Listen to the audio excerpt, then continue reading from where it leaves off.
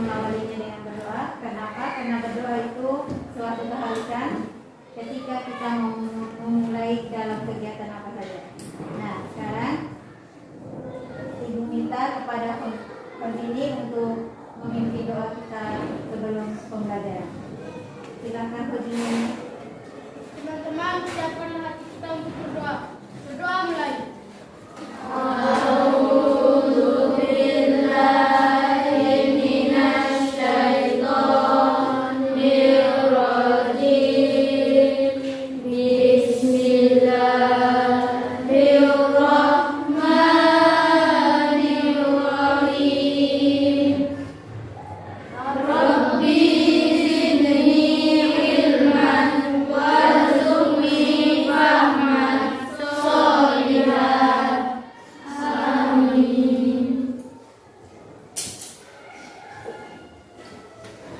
Baik anak-anak, selanjutnya Ibu akan menabsen dulu ya.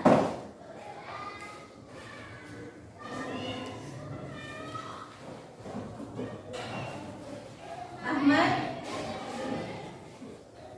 Ibu sakit ya.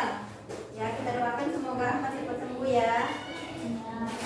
Almira, Amar Ma'ruf, Anissa, Fadil, Fahrul, Fahril, Hamdani, Jami'ah, Khazini, Hafizah, Muhammad Arisman, Nazwa Mahira, Nazwa Kamila, Tri, Yasmin Roleh, Nur Azizah, Saskia, Saladin, Sahrul, Urian, Zahra Tusita, Zarki, Saskia.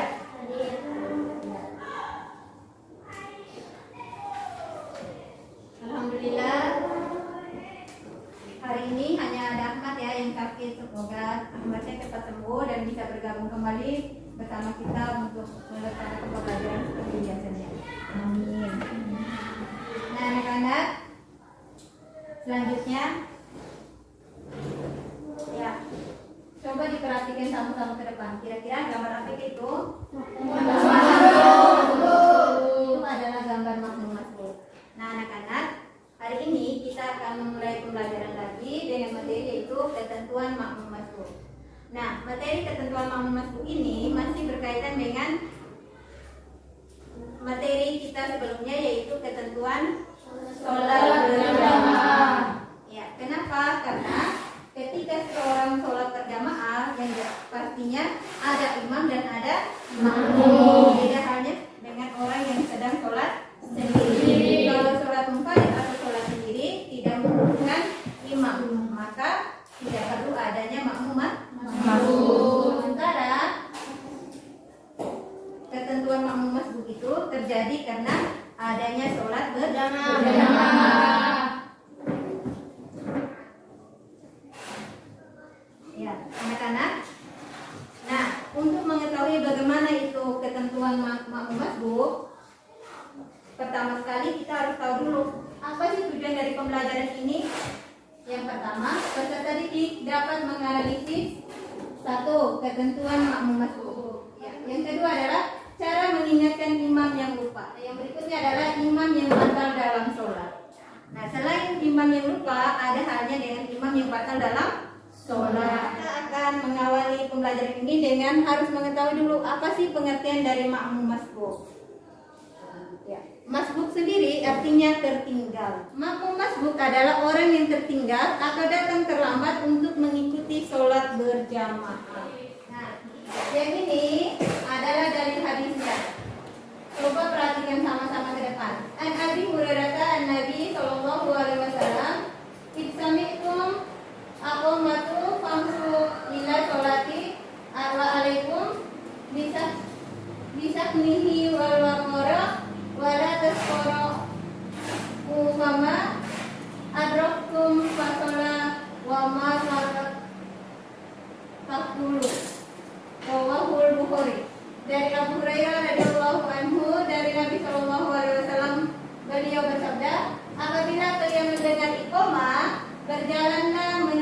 masjid untuk sholat, dan hendaklah kalian datang dengan tenang dan tunduk, dan janganlah tergesa-gesa. Apa yang kalian dapatkan sholat bersama imam, maka sholatlah bersama imam, dan apa yang kalian ketinggalan, maka sempurnakanlah. Ya, ketentuan makmum masbuk. Makmum masbuk harus mengikuti imam pada keadaan yang dia dapati, yaitu dia langsung berniat dan mengucapkan takbiratul ihram lalu mengikuti gerakan imam. Ya, lanjut yang berikutnya. Makmum masbuk dihitung mendapat 1 rakaat apabila dia masih sempat mendapati ruku bersama imam. Ya, sama seperti yang berikutnya.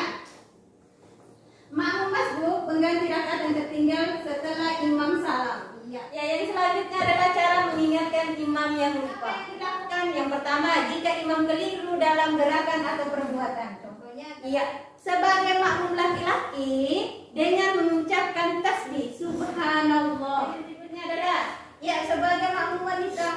Ibu, apakah kami yang sebagai wanita juga? Iya, kita sebagai wanita juga. Nah, apa yang kita lakukan? Yaitu dengan menepukkan punggung telapak tangan kiri pada bagian telapak tangan kanan. Yang lanjut. Yang berikutnya adalah apabila kekeliruan itu adalah bacaannya, hendaklah makmum membenarkannya. Bila imam lupa meninggalkan rukun sholat seperti sujud dan ruku, dan makmum telah mengingatkannya dengan tasbih, ia wajib segera melaksanakannya dan setelah itu melaksanakan sujud sahwi. Iya, khusus pada masalah imam lupa melaksanakan tasyahud awal, bila imam telah terlanjur berdiri tegak ketika makmum mengingatkannya, maka imam tidak perlu kembali dulu, namun melanjutkan sholat dan melakukan sujud sahwi. Namun bila imam belum berdiri tegak, misalnya masih dalam keadaan jongkok, ia harus kembali duduk dan melakukan sujud sahwi. Jika imam meninggalkan amalan sunnah sholat, imam boleh melanjutkan sholat dan tidak mengikuti peringatan dari makmum. Cara menggantikan imam yang batal. Makmum sebelah kanan imam yang berhak menjadi pengganti imam. Imam memberi isyarat kalau dirinya batal dengan cara menggeser ke kanan dan balik kanan. Makmum yang di kanan imam menggantikan maju ke depan, menempati posisi imam dan melanjutkan tugas. Ada juga model yang imam keluar barisan dengan saf bergeser, yang kanan bergeser ke kiri menempati ruang kosong, begitu seterusnya sampai lengkap. Imam yang batal ambil wudhu dan masuk ke barisan paling belakang atau yang kosong sesuai kondisi untuk melanjutkan ikut imam baru secara masuk. Kalau ada yang belum dipahami boleh bertanya. Ibu memberikan kesempatan kalian sebanyak-banyaknya untuk bertanya apabila ada yang perlu dipertanyakan. Silahkan. Kalau sudah tidak ada berarti semuanya sudah paham. Karena sudah ibu jelaskan materinya, selanjutnya ibu akan membagi kelompok seperti biasanya, kelompok diskusi yang terbagi menjadi 4 kelompok. Nanti ibu akan bagikan lembar kerja peserta didik atau LKPD. Nah, kalian silakan membentuk kelompoknya berdasarkan kelompok yang sudah kita berlakukan setiap pembelajaran fikih. Silakan bentuk kelompoknya.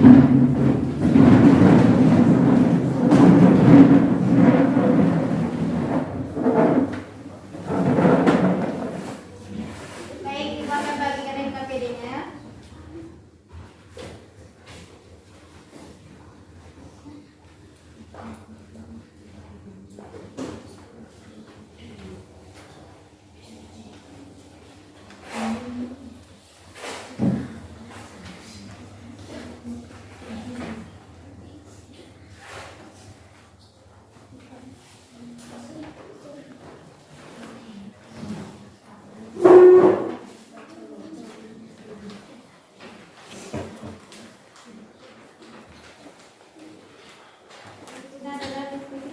Bersama teman kelompok. Setelah kamu baca wacana ini, silakan berdiskusi nih bersama teman kelompok. Lihat di pembelajaran, perhatikan wacana di bawah ini. Baik. Ini adalah LKPD yang sudah kita bahas. Ya, silakan lihat di pembelajaran. Pertama adalah perhatikan wacana belakang.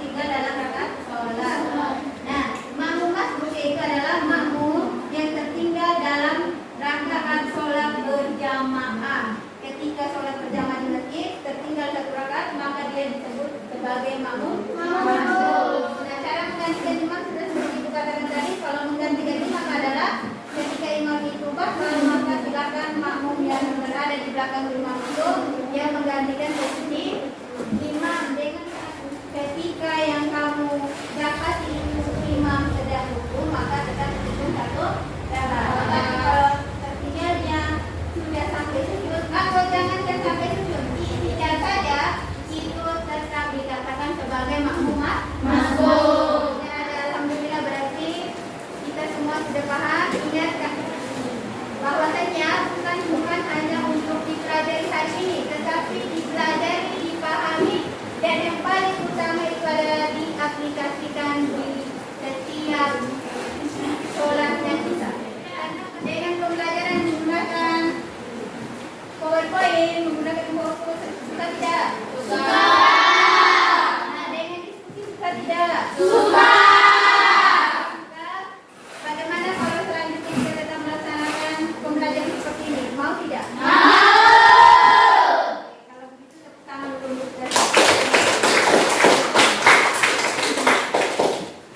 Ya, karena sudah selesai materi kita, nah sekarang yang terakhir adalah Ibu ingatkan kembali bahwasanya minggu depan kita akan bertemu kembali dengan materi yang masih berhubungan dengan sholat berjamaah, tetapi temanya berbeda, yaitu praktek sholat, tata cara sholat berjamaah. Berikutnya adalah karena sudah selesai materi kita, maka kita akhiri pembelajaran hari ini dengan sama-sama mengucapkan hamdalah.